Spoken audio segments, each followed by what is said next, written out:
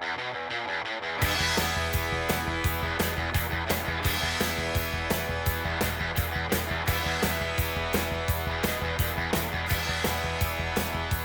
guys, and happy Homebrew Wednesday. Drinking up on my Rainbow Pale Ale. It's drinking really nice. Cheers. So a couple weeks ago, before I left to Barcelona, I received a beer mail from Simon Reece from the west coast of Norway. He's wanted to participate in this year's SJ4 Challenge, but there was no hub for Norway because I couldn't participate and nobody else took up the slack. So he asked me if we wanted to do a beer exchange. So I said, hell yeah. So I sent him some beers and he sent me more beers. And I went ahead and did a tasting of his West Coast IPA. So let me go ahead and show you a little bit of footage of that. He was kind enough to send me 3 different types of beers and 2 of each. So he challenged me to see if I could tell what West Coast IPA this one here on the red cap was modeled after. The only hints I get is that it's 70 IBUs and 7.5%. So it's filled up to about here, so there's some space for air. And I don't know, we'll see how it's traveled. But it's been sitting in the fridge for 2 weeks, and so time to give it a try. Get this thing cracked open. Yeah, look at that little hiss.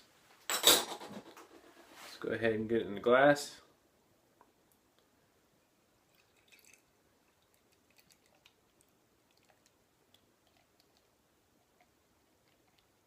Leave it right there.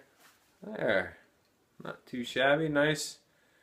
Well, it's kind of a copper color, but it looks pretty good. It's pretty clear. It was definitely clear in the bottle. Sort of a nice arrangement of hops on it still. I get a bit of mango on there. Hints of citrus and grapefruit. But give it a whirl, head comes right up. It's got really good carbonation in it. Yeah, let's go ahead and give it a whirl. Thank you very much, Simon, for sending this over. Cheers.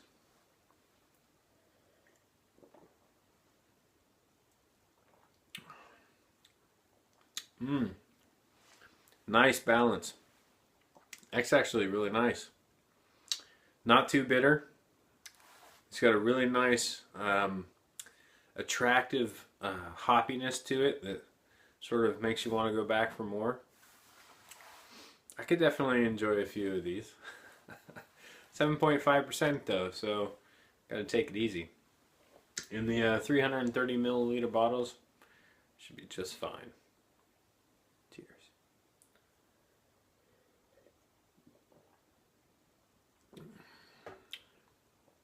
That's a nice drop. That's a really nice beer. If I was to try and guess what kind of, or what beer this was modeled after, I'm going to go out on a limb here and say Dogfish Head 75-minute IPA. I've had the 60, I've had the 90. I haven't had a chance to try the 75, but I know that both the 60 and the 90 are something very similar. But if it's going to go after a West Coast sort of brewery, the mark is kind of, the malt, or the beer itself is kind of dark, which would be more in line with, or the Stone Pale Ale, which actually is pretty dark too. But maybe that one. That's a pretty good beer too. In terms of taste, not too far off. Nice. Thank you very much, Simon. Really, really appreciate it. Alright, so that was actually a very nice IPA. I really enjoyed that one. Looking forward to cranking into the next one. And I still have 2 of his beers to try. One that was going to go in the challenge, and another one. So I'm going to go ahead and sort of spread those out and do a review probably next Homebrew Wednesday. While I was in Barcelona, I was able to get a couple special beers, so let me go ahead and show you those now. I was visiting a bar which has a a bottle shop right built into it. It's called Beer Cab. So if you're ever in Barcelona, I highly recommend you go check out this place because it's got a killer selection. Now, while I was there, everybody knows I did a Westy 12 clone last year. I still have quite a few left over because I've been hoping to do a side-by-side comparison. And yes, I was actually able to find myself a 2014 Westy 12. Authentic, right there. I also got a 2015 Westy 12. So two of these bad boys, and I am going to sit down and do a side-by-side tasting with my clone and see which one I, and maybe whoever else is with me, likes best. But that's not all. While I was there, I got another special beer that I've been to the States twice in the last year that I still have yet to find. And sure enough, I found it in Barcelona. Not only did I find one Pliny the Elder, I found two Pliny the Elders. No, that's not enough. I found three Pliny Elders. Actually, I found four. I got my hands on four. I had to drink one, of course, that Friday. Now, sadly, the date on these guys is a little bit past due. It's about 6 months old, so yeah. It's still, from the one that I had last Friday, is tasting fantastic. So, I'm actually so happy I finally got to try Pliny the Elder. That was such a great experience going down there and checking things out, and then being able to find those two killer beers. I mean, blew my mind. Really, really, really just blew my mind. It's kind of silly, and I know some of the people in the States, you guys get this all the time. Some of you can't, and I did. Also, I was brewing up a Russian Imperial Stout a while back. It was a straight up Russian Imperial Stout recipe. I mashed it a little bit high, trying to get like a bigger mouthfeel on it, which was kind of like one of the, things not to do. It's like counterintuitive. It's one of those counterintuitive sort of things that if you really want a really, really big beer, like a 10, 12% Russian Imperial Stout, you got to mash it kind of low. Like you normally would. Was it 152, 150, 152? But you think that you want a bigger mouthfeel on these things, so I mashed it at like 68 degrees Celsius, 69 degrees Celsius, and it's definitely got the body, but the attenuation wasn't there. I was a little bit worried of it at first because it started off at 1.110, pretty high, and it only got down to a certain amount. So let's go ahead and I'll show you that now.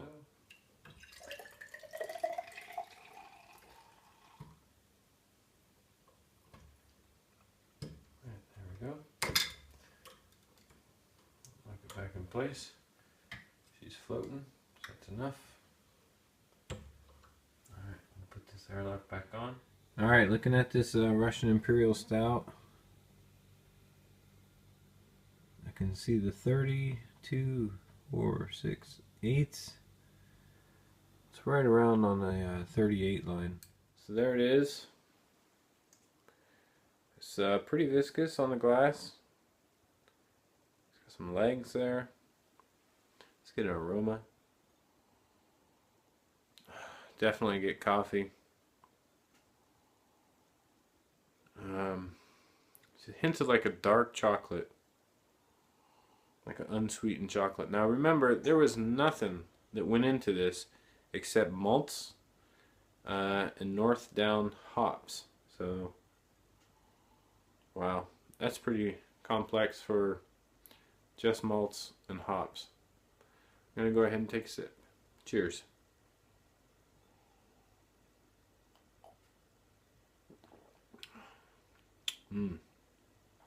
Thick mouthfeel. I like dark fruits, definitely on the taste.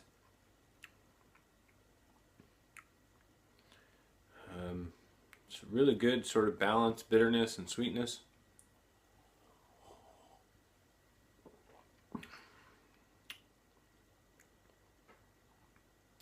It's actually really nice. Despite it finishing so high, And I did start very high. So this comes out at 9 point, I don't know, somewhere between 9.5 and 9.8%. This is very, very interesting. This is going to be a good Christmas beer. Dangerous, because you don't taste the alcohol so much. Just a hint, just a sliver. But, it's nice color on it. Kind of coats the glass with it. It's pretty thick, no doubt about it. Be interesting to see if this thing gets any head on it. But there it is. There's my Russian Imperial Stout. So as you can see, the Russian Imperial Stout, even though it only attenuated down to 1.040, it's still pretty complex, and it's not tasting too sweet or cloying. So I'm really looking forward to sort of carving that up and seeing how it does. It's been in the secondary now for a few months, so I'm pretty sure it's not going to come down any more than what it's at. And yeah, time just to keg it and wait for Christmas. Oh yeah, baby. It is time. Time for Pliny the Elder. Let's go ahead and get this baby cracked open.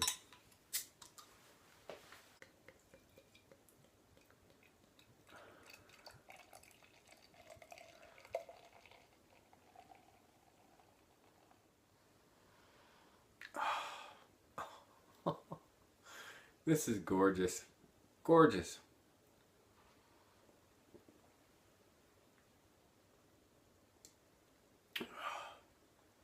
Wow.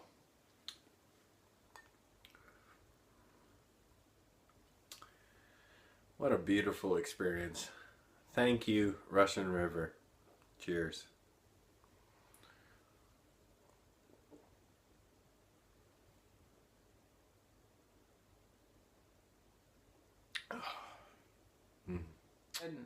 That's about all I've got this week. I'm really enjoying watching the SJ Pour Challenge videos. Seems like most everybody's got some really killer beers going on, and yeah, I feel a little bit left out, but that's okay. Maybe next year, you never know if things are going to change. But yeah, really keep those videos coming. I'm really looking forward to seeing this challenge go international and seeing where things end up. It's very exciting. So pretty cool. Cheers to everybody who's participating. It just looks like a fantastic year. Everybody's brewing killer beers, and hey, that's the way it should be, right?